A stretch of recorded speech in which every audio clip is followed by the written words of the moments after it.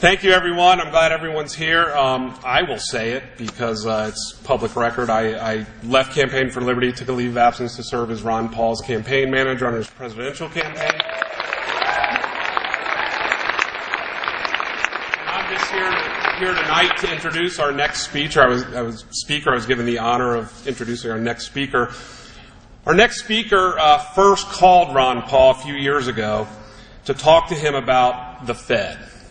He had an interest in it, he was concerned about it, and he had seen Ron's work on the Fed. And he gave Ron a call, and it turned into a friendship that's been going on for a couple years. Ron gave him a lot of information, a lot of sources, a lot of books to read, and he became pretty outspoken, including some pretty good quotes on his opposition to the Fed, whatever it's called. So I'm proud to introduce our next speaker tonight. He's a renowned actor. He asked me not to give all his movies, but a few of them you may have heard of: Wedding Crashers, Old School, Couples Retreat, and my personal favorite, Dodgeball. He and his wife, Kyla, have one daughter, Lachlan. They live in Illinois. He's a strong supporter of Campaign for Liberty and a strong supporter of Ron Paul and a friend to us all. Please join me in welcoming Vince Vaughn.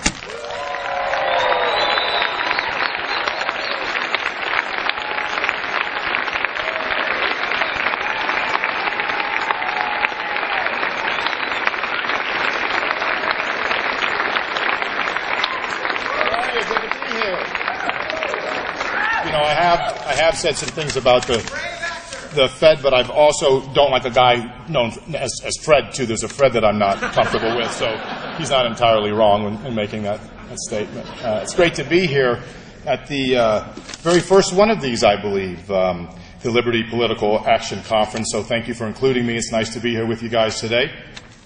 It is nice to inform you that the Campaign for Liberty has over 500,000 members, and it is growing strong. And, the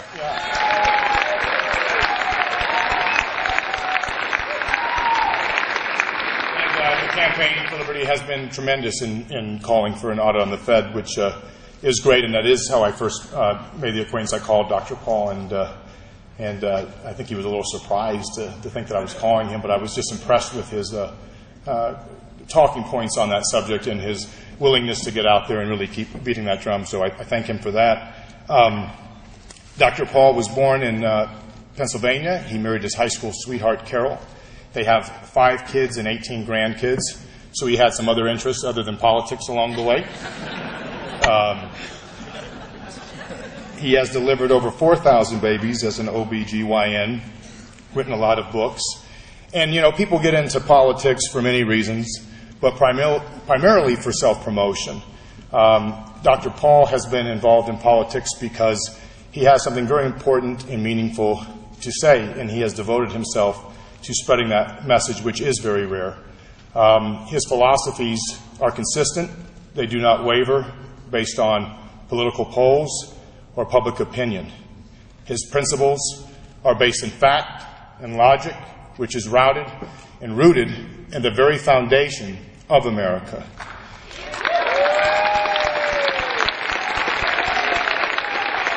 We're all very lucky to have a voice like his out there, and we need to have more out there that are like his. It is my great honor tonight to present to you Dr. Ron Paul.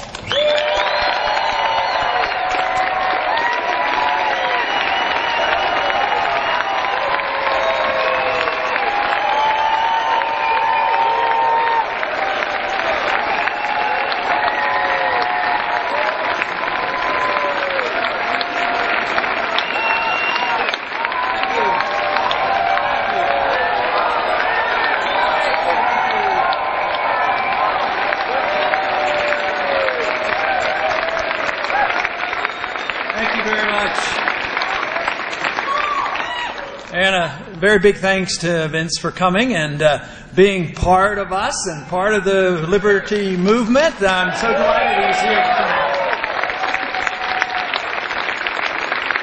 I also want to thank John Tate and Jesse Benton, who's worked hard on the Campaign for Liberty as well as the presidential campaign, and they are very instrumental in what we're doing. I want to thank them for all their hard work.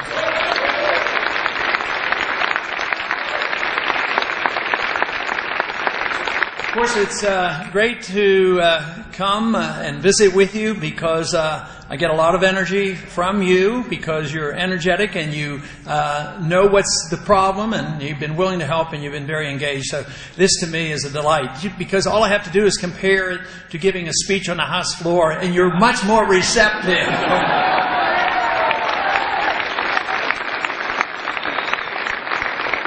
But I think the whole country's becoming more receptive to our views.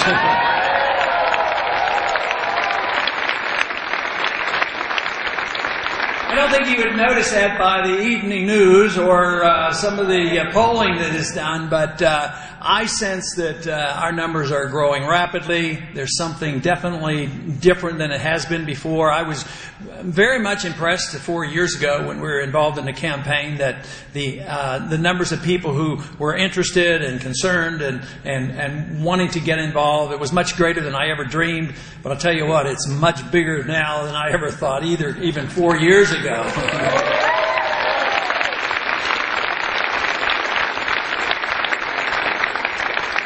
But we do face some major problems, and that is what we're engaged in. The Campaign for Liberty, of course, to me is very important because it has carried the fight in between campaigns.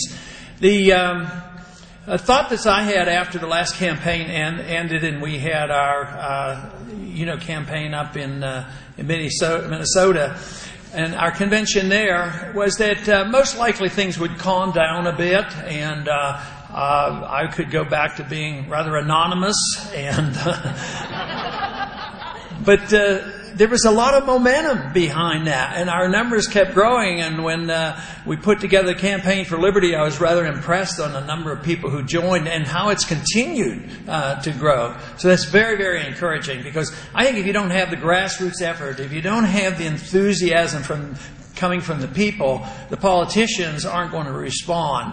And unfortunately for us, in one way, but fortunately in another way, most of the people in Washington don't go there with firm beliefs. Did you ever think about that?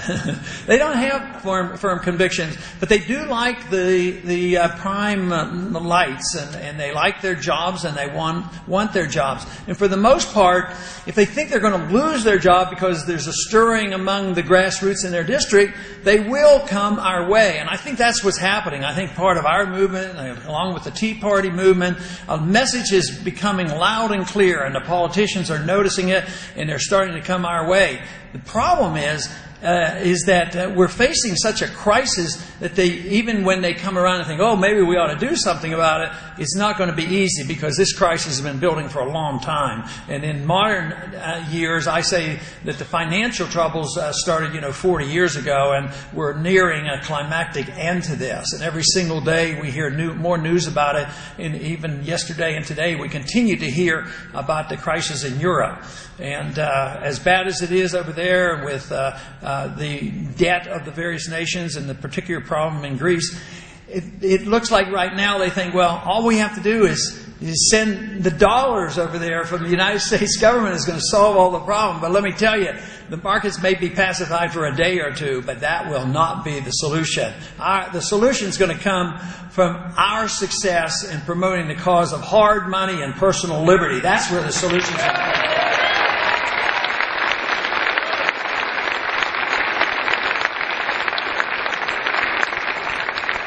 The atmosphere has changed in Washington. The Tea Party movement certainly sent some new people there. The House has changed a bit.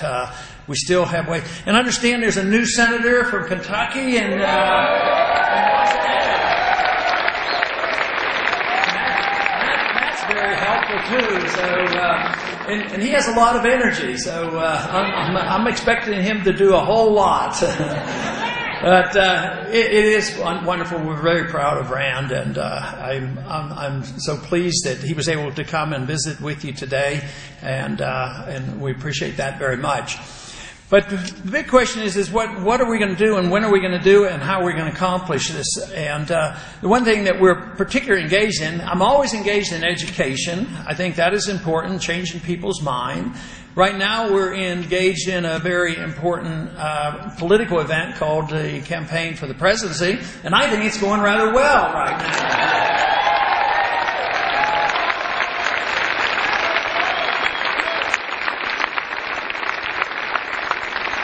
And I've used a quote from Sam Adams quite often. I think it's absolutely true. You know, we don't have to have the majority.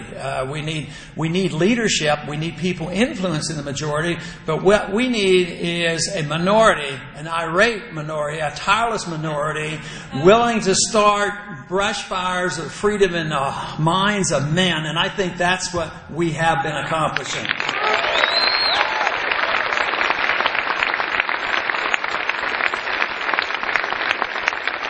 Basic question, and I think we all have to ask, and that's what we persistently do, and then come up with the right answer. What should the role of government be? And we've had government for as long as we've had recorded history, and basically government has been abuse of power and abuse of the liberties of the individuals. And yet the founders made a stab at it. They didn't like the abuse of the king, and there was a revolution, and we ended up with a rather good document. And this was a major step.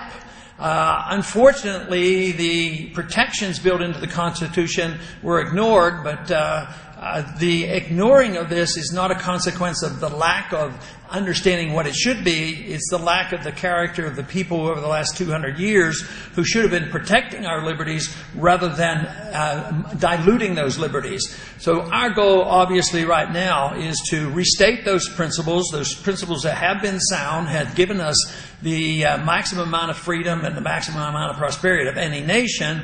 So there's every reason in the world for us to say that we don't have a catastrophic event because we at least had a hint of what we were supposed to be doing.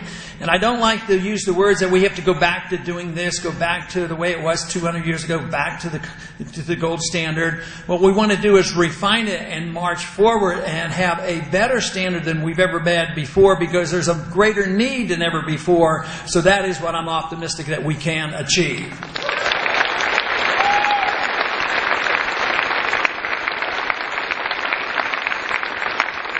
But in order to decide what the role of government ought to be, we have to decide, what we're trying to do. And to me, it's protecting rights. I think the purpose of all political action, and hopefully our educational activity, that is to promote the cause of liberty. And to do that, you have to understand what it is. And to me, it's pretty simple. I believe that we have a natural or God-given right to our life. And it's your life, and it's your life to do good things or your life to waste, but you have to be responsible for it. But at the same time, if it's your life, it's your liberty, and you should have the incentive under those conditions to be more productive than if you live in a socialist dictatorship. So under those circumstances, we have a natural right to our life. We have a natural right to our liberty. We have the conditions to make us more energetic and produce more. And we ought to have a right to keep everything we earn. We have an entitlement to that ownership.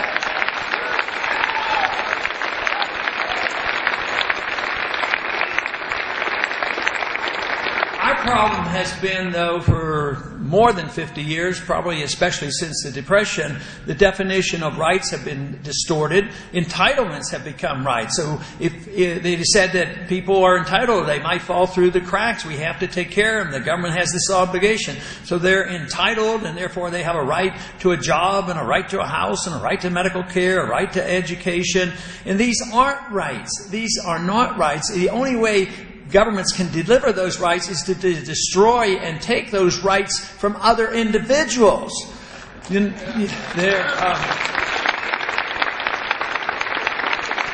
a bumper sticker on my desk at the office in Washington. I'm sure you may have seen it on the internet, and it's very simple to summarize it. Don't steal. The government hates competition.